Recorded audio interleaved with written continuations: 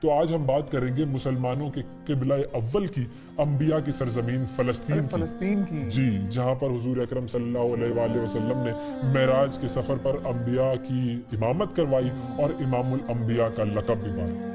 اب جو فلسطین کی جو تہذیب ہے وہ دنیا کی قدیم ترین تہذیبوں میں سے ایک ہے، جس کی ابتدا ہوئی تھی کانسی کا جو دور تھا اس دور سے ابتدا ہوئی تھی، اور فلسطین اپنی تاریخ کے ابتدائی دور میں کنانیوں کا مرکز رہا تھا۔ اچھا، یہ کنانی جو قبیلہ تھا اس کی ایک اہم شاخ تھی ببوسی قوم، وہ القدس شہر اس نے بسایا تھا۔ بالکل، وہ جو القدس ہمیشہ نیوز میں سنتے ہیں، یہ انہوں نے بسایا تھا۔ کنانی دور کے بعد عبرانی دور کی باری آتی ہے۔ حضرت ابراہیم علیہ السلام نے ارض کنعان کی طرف ہجرت فرمائی، بعد میں آپ کی اولاد میں سے حضرت یوسف علیہ السلام، جن کا آج ہم ذکر کریں گے، حضرت یوسف علیہ السلام مصر کے حکمران بھی بنے۔ پھر مصر میں حضرت موسیٰ علیہ السلام کے بعد حضرت یوشع بن نون کی قیادت میں عبرانیوں نے کنعان کو فتح کیا، اور اس طرح اس علاقے میں عبرانیوں کا دور شروع ہوا۔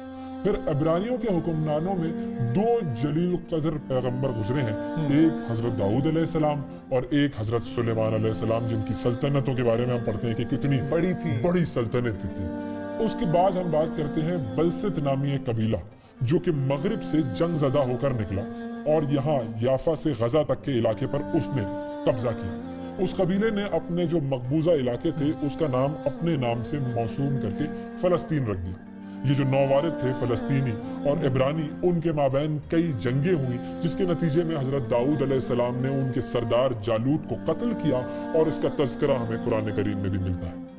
پھر 538 قبل از مسیح میں فلسطین فارس کے قبضے میں چلا گیا۔ 332 قبل از مسیح میں سکندر اعظم نے فارسیوں کو شکست دی اور یہاں پر یونانی تسلط قائم کیا۔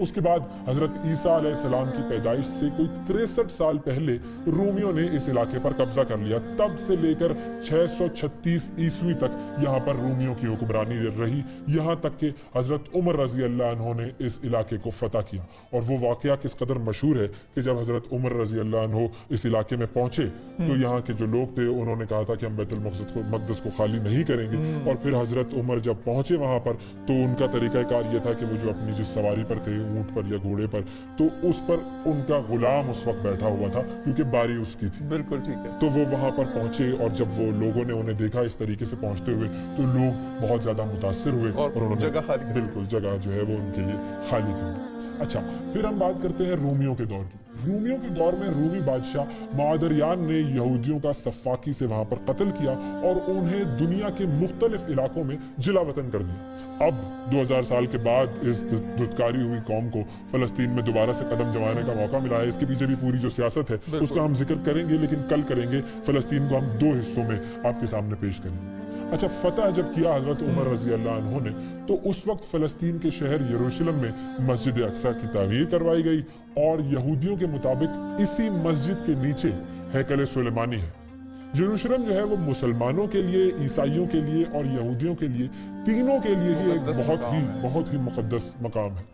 6 صدی ہجری میں صلیبیوں نے فلسطین پر حملہ کیا تھا اور یہ عیسائیوں کے زیر قبضہ چلا گیا، لیکن جلد ہی جو مشہور مجاہد ہیں سلطان صلاح الدین ایوبی کے دور میں پھر متعدد صلیبی جنگیں ہوئیں، اور اس کے نتیجے میں بیت المقدس دوبارہ مسلمانوں کے پاس آ گیا۔ سلطان صلاح الدین ایوبی کے بارے میں بھی ہمیں کسی دن ذکر کرنا چاہیے کہ ان کی شجاعت اور کس طریقے سے ویسٹ میں بھی جو ہسٹورینز ہیں انہوں نے سلطان صلاح الدین ایوبی کے بارے میں لکھا ہے، اور بہت پازیٹیو لکھا ہے۔ پھر اس کے بعد 1839 میں ہم آتے ہیں، جب یہودی پوری دنیا سے بیت المقدس میں آباد ہونا شروع ہو گئے، اور اس وقت چونکہ فلسطین کی اندر جو سلطنت عثمانیہ کا حصہ تھا فلسطین، تو اس کے خلاف کافی زیادہ سازشیں ہونا شروع ہو گئیں یہودیوں کی طرف سے، اور پھر فلسطین کی زمین پر اسرائیلیوں نے ناجائز قبضے کی راہ کو ہموار کرنا شروع کیا۔ اب یہ 4 ایسے واقعات ہیں جو کہ اس قبضے میں بڑے معاون ثابت ہوئے۔ 2 عالمی جنگیں ہوئیں، پھر اس کے بعد ہٹلر کے ہاتھوں یہودیوں کا قتل عام ہوا، اس کے بعد یہودی تمام دنیا کے سامنے انہوں نے پیش کیا اپنے اپنے آپ کو کہ ہم بہت زیادہ مضبوط ہیں. ہولوکاسٹ کے حوالے سے بہت زیادہ ویسٹ میں بات کی جاتی ہے, لیکن اگر ہولوکاسٹ کے مخالف کوئی بات کرے تو کی نہیں جا سکتی. آزادی دنیا کو وہ یہ دکھاتے ہیں نا ہم بڑے مظلوم ہیں, بہت قتل و غارت ہماری ہوئی ہے, لیکن آزادی رائے کے چیمپئن لوگ ہمیں جو لیکچر کرتے ہیں, جو ہمیں خاص کر پاکستان کے بارے میں تو بہت لیکچر دیتے ہیں کہ فریڈم آف سپیچ نہیں ہے, جرنلسٹ کو بولنے نہیں دیتے. خود ان کا یہ حال ہے کہ کوئی ایک آرٹیکل آج تک وہاں چھپا نہیں, اس کا یہ مطلب نہیں ہے, بالکل اس کا یہ مطلب نہیں ہے کہ وہ کوئی چھاپنے والا یا لکھنے والا اس حوالے سے نہیں ہے, دونوں موجود ہیں لیکن چھاپا نہیں جاتا. بالکل. تیسرا واقعہ تھا خلافت عثمانیہ کا سقوط, اور پھر چوتھا واقعہ تھا جب فلسطین برطانیہ کے زیر اثر آ گیا, کیونکہ برطانیہ نے بڑی کوشش کی اور 1917 میں ایک بیان جاری کیا تھا جس کو بیلفور ڈکلیریشن کہتے ہیں, جس کو کہ امید بھی ہے, جس سے امید بھی تھی فلسطینیوں کو. امید تقریباً پوری تو خیر نہیں ہوئی, اسرائیلیوں کی جو یہودیوں کی ہے وہ ہو ہی گئی ہے, کیونکہ برطانیہ نے 1917 میں بیلفور ڈکلیریشن میں یہ اعلان کیا تھا کہ ہم یہودیوں کے لیے اس علاقے میں, فلسطین کے علاقے میں ایک الگ وطن کا قیام عمل میں لے کر آئیں گے. اس کے بعد سے کوششیں شروع ہو گئیں اور برطانیہ نے پوری کوشش کی کہ یہودیوں کو فلسطین میں آباد کیا جائے, اور اس کے لیے اس نے بہت اہم کردار ادا کیا. پھر جب برطانیہ فلسطین میں یہودیوں کے استحکام سے مطمئن ہو گیا تو 14 مئی 1948 کو برطانیہ نے فلسطین سے نکلنے کا اعلان کیا, اور پھر اس طرح فلسطین کی سرزمین پر اسرائیل کا ناجائز قبضہ قائم ہو گیا.